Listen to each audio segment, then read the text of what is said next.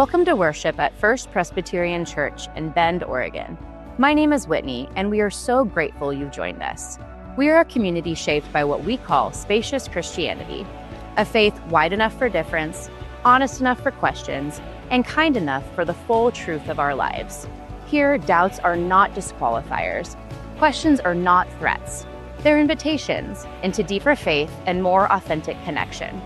Your story matters, and together we seek God with holy curiosity. So today, wherever you're coming from, know this: you are welcome, and your presence is a gift. Imagine a community where faith is about curiosity, not certainty. A journey, not a finish line. A practice, not a rigid set of rules. Wonder, not fear. Grace, not perfection. Compassion, not exclusion. A seat at the table for all, where everyone belongs. That's exactly what you'll find at First Presbyterian. Join us.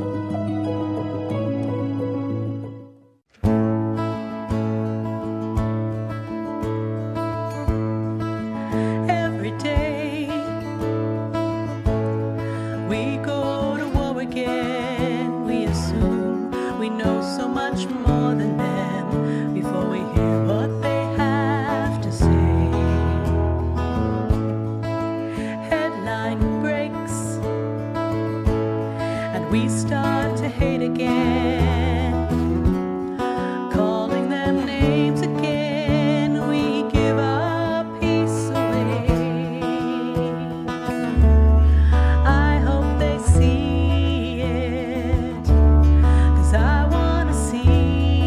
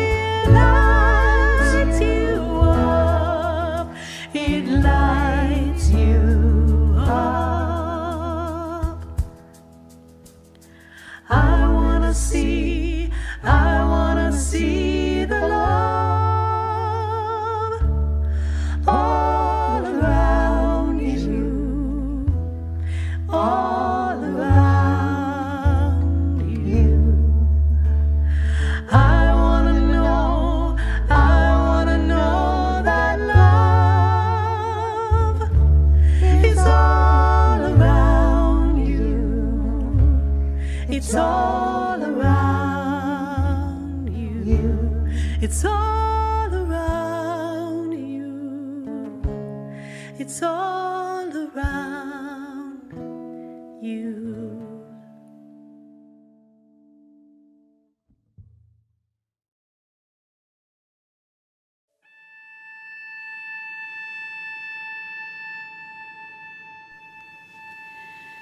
In our pain, our blue, our beautiful,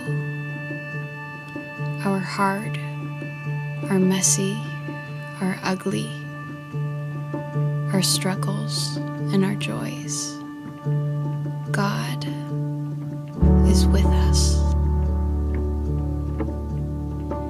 God accompanying us, God alongside us, God amid us, God among us, God beside us, God by us, God including us, God near us, God plus us, God upon us, God as companion to us, God side by side us, God in the thick of us, in the thick of our humanity, in the middle of this weary world. God is with us. In the gift and in the muck and mire of real life, we are called to be present, to be in the flesh with one another,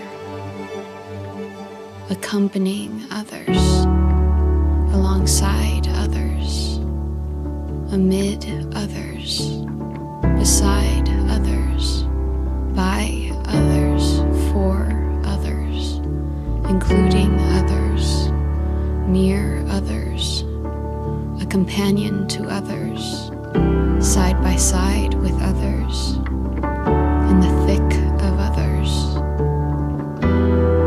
God with us with others. God with the world in the thick of the beautiful and the messy. In that, a weary world rejoices.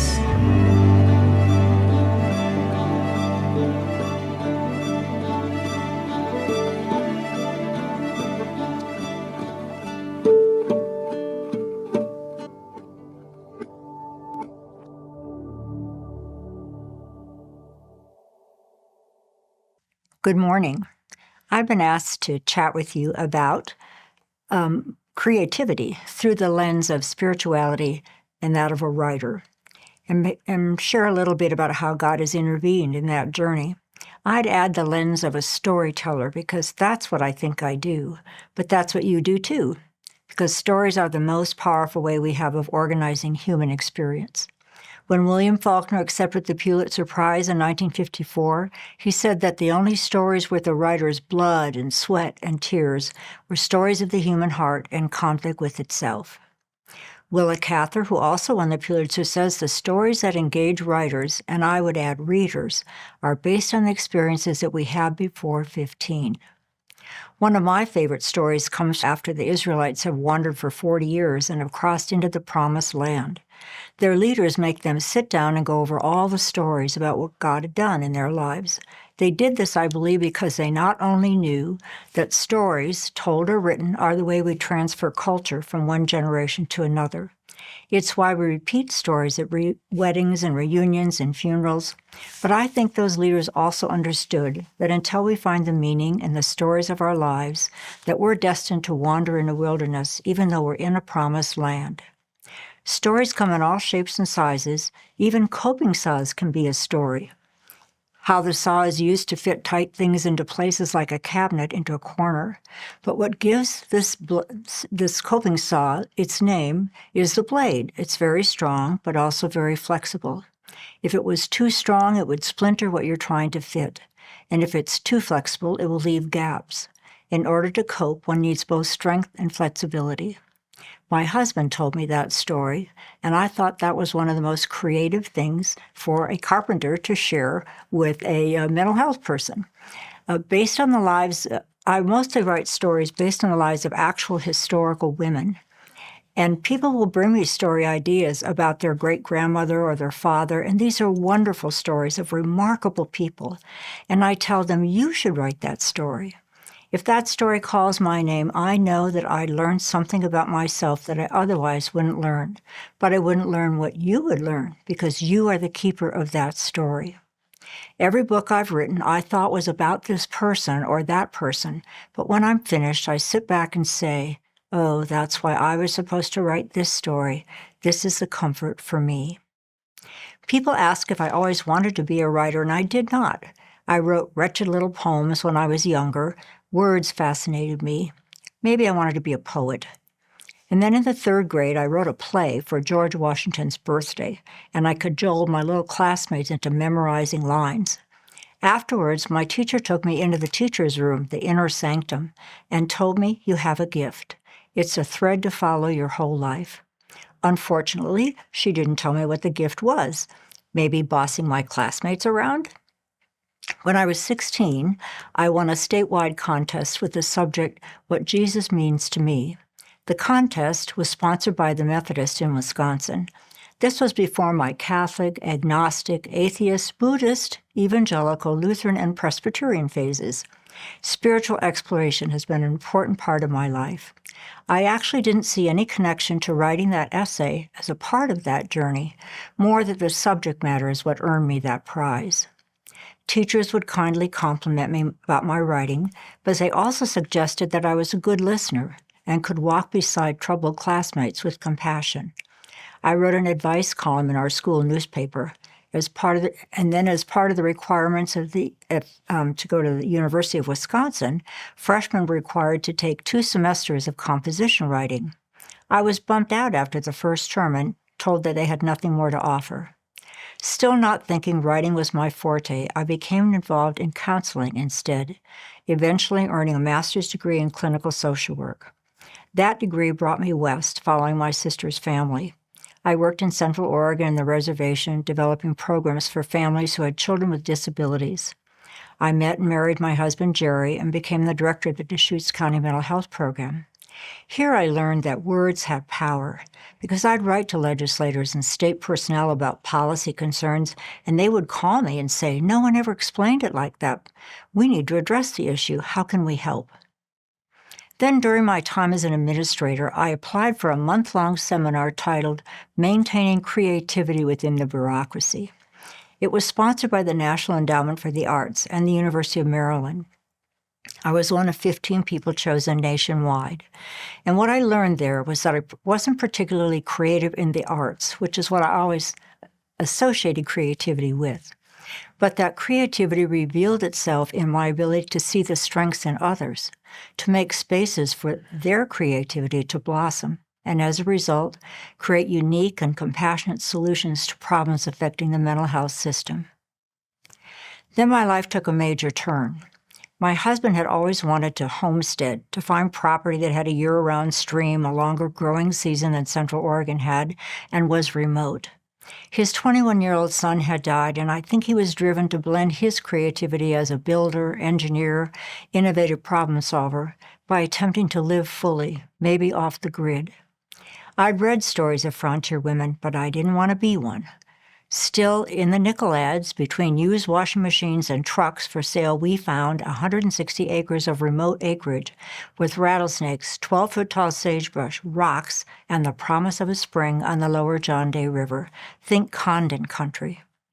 I thought we'd just hunt and fish and camp there. I couldn't imagine living what would be 7 miles from our mailbox and 11 miles from a paved road.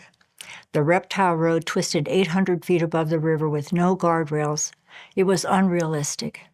He had health problems, and we couldn't manage the 5 acres we had in Tumalo.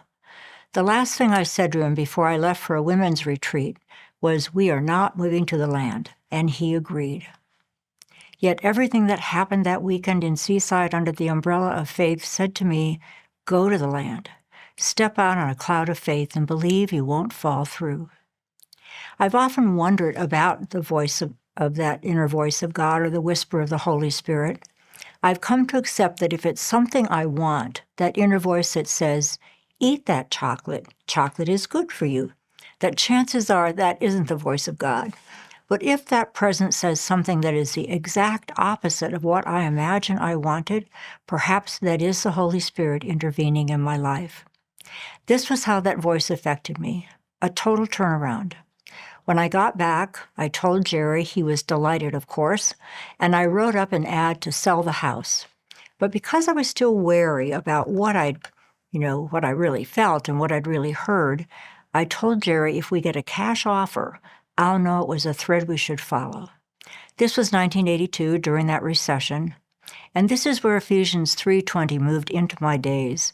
It's a verse that speaks of the power of the Spirit to work within us for more than we could ask or imagine. The first people who looked at the property were from Illinois.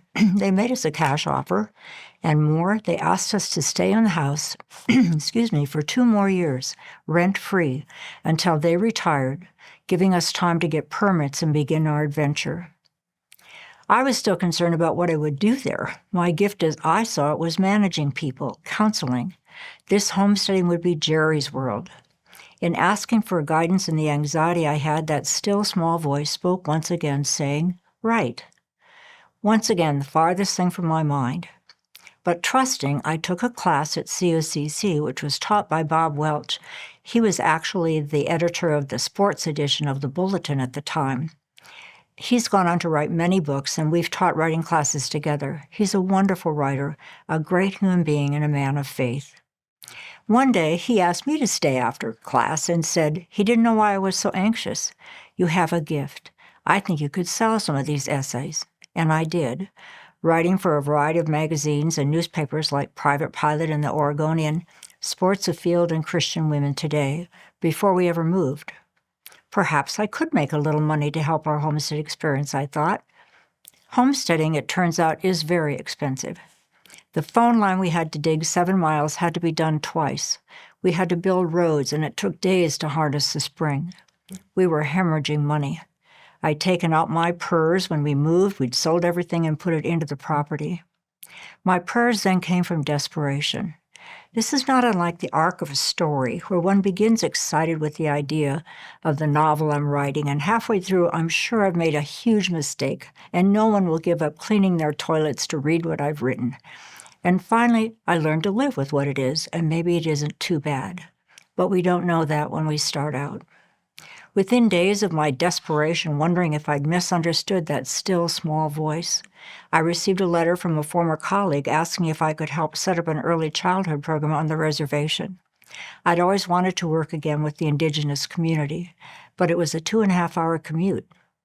What began as a year-long, 1-day commitment turned into a 3-day and 17-year commitment that was an extraordinary experience. I got to deliver a baby there. My counseling skills found a place, and every day I learned that the way I saw the world wasn't the only way to see it. As soon as we got electricity at the homestead, I began writing to family and friends to reassure them that we were alive and well and hadn't killed each other. One of our friends wrote back and said that when they got my letters, they didn't read them right away, but waited until after supper when they'd turn off the TV and read them out loud because they were like a chapter in a book. Maybe I could write a book about our experiences, I thought. Not a how-to book, but a story about following your heart, stepping out into that cloud of faith, believing that you wouldn't fall through. I wrote a proposal for such a story, sent it off, and 6 months later, Word Publishing offered to buy it and gave me an advance. Homestead came out the day before I turned 45. It's still in print. So that's it, I thought. I went to the land and wrote. But there was this story on the reservation about Jane and Joseph Shear on the Deschutes River. It wouldn't let me go. I couldn't write the story because it would have to be fiction because there wasn't enough documentation. It wasn't my family, and I couldn't write about Indigenous people when I wasn't one.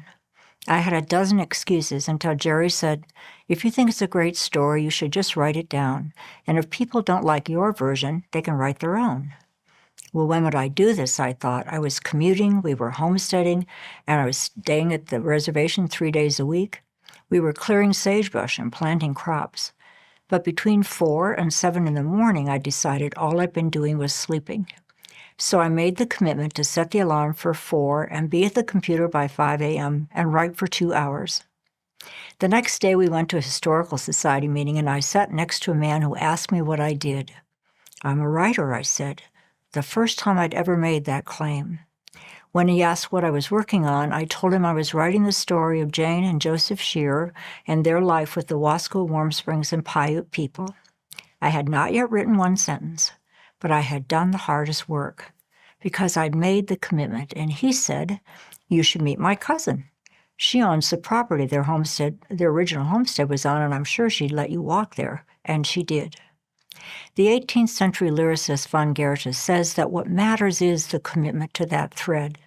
What people don't realize is that once you make a commitment to something, providence moves, and things begin to happen that you otherwise never could have imagined. Every book since, all 43 of them, has had a moment that I call divine research, where I'm gifted with an ancestor story or a document or an insight I never could have come upon my own, but that enriches the telling of the story. By following that writing thread, I've been able to travel around the world telling stories, teaching writing, helping people from one generation to step into ours to teach us and touch us with their lives. The stories have earned some national awards, and my monthly Story Sparks newsletter readers tell me those words offer solace, inspiration, a word that means the act of breathing in, taking something in for the long haul, strength for the road ahead. Even my dog has a column now to encourage their days. But that original story about the Shears Bridge, A Sweetness to the Soul, is really about living well with their neighbors, and it went on to win a national award, and it set my writing career in motion. I've been writing these stories now for 35 years, all of them by proposal, convincing a publisher that this is a great story, but then never being sure that I can write it. I keep having to step out into that cloud of faith through this writing journey. I've learned how writing heals and how stories walk beside others. The Hebrew meaning of parable is to toss along beside like a pebble. The Greek word for comfort means to come along beside. Stories do that. We know from Baylor University working with traumatized children that traditional counseling, like I was trained to do, isn't nearly as effective as music, movement, art, and story, written or told. The act of writing, we now know, increases the T cells that are the cells that work against cancer, cells that enhance the immune system. And a healer at Warm Springs told me that before going into a healing session, she asked the ill person 3 questions, the answers telling her how far from health the person has fallen. The questions: when was the last time you danced? When was the last time you sang? And when was the last time you told your story? For me, I think of creativity that we all have as an ability to blend disparate ideas or actions into new ones, to see the world in different ways, ways that make us all richer, often helping us find that thread to follow. It's what teachers do, parents do, plumbers do, electricians do, artists, engineers, inventors. It's what we all do as we write the stories of our lives, the stories that other people read first. I'll close with a poem from William Stafford that to me is a synopsis of the creative life, titled The Way It Is. There's a thread you follow. It goes among things that change, but it doesn't change. People wonder what you are pursuing. It's hard for others to see, but while you hold it, you can't get lost. Tragedies happen. People get hurt or die. You suffer and grow old. Nothing you do can stop time's unfolding. You never let go of the thread. I wish for you to find that creative thread in your life. It's there, and trust that if it takes you onto a cloud of faith, you not only won't fall through, but God will grant you more than all you could ask for or imagine, leading you to an extraordinary life.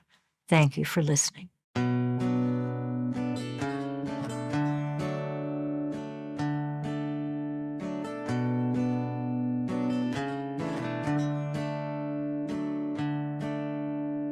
This is the sound of one voice,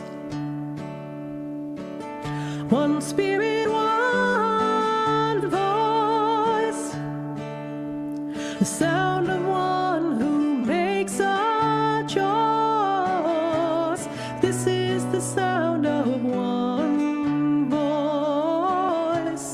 This is the sound of one voice.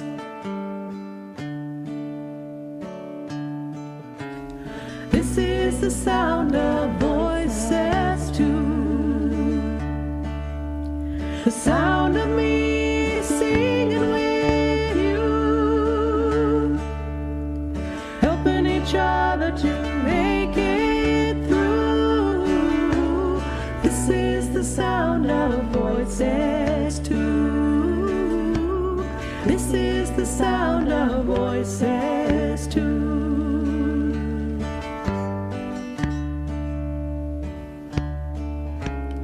This is the sound of voices three, singing together in harmony, surrendering to the mystery. This is the sound of voices three. This is the sound of voices three.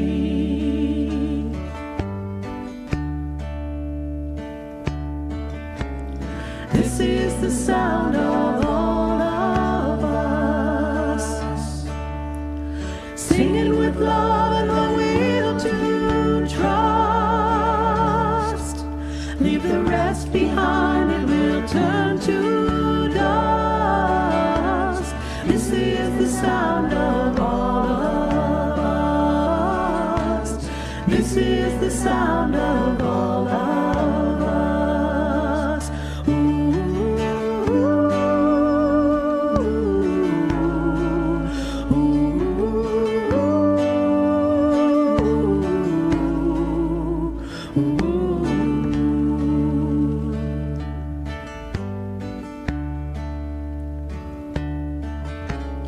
This is the sound of one voice, one people, one voice, a song for every one of us. This is the sound of one voice.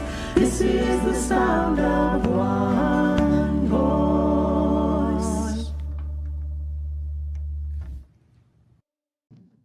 So I hope you pay attention to the creativity in your own life. And I would just ask that God would bless all of our efforts, that we would find a way to trust truly in the Holy Spirit and to listen to the voice that can help us write the stories. This worship broadcast is only possible because of your generous support. We need your support in sharing a spacious Christianity, a faith that welcomes questions, embraces difference, and makes room for everyone. Please consider making a financial gift today. You can give online at bendfp.org or by using the QR code on your screen. Thank you for worshiping with us. It's a gift to have you here. Until next time, may God bless you.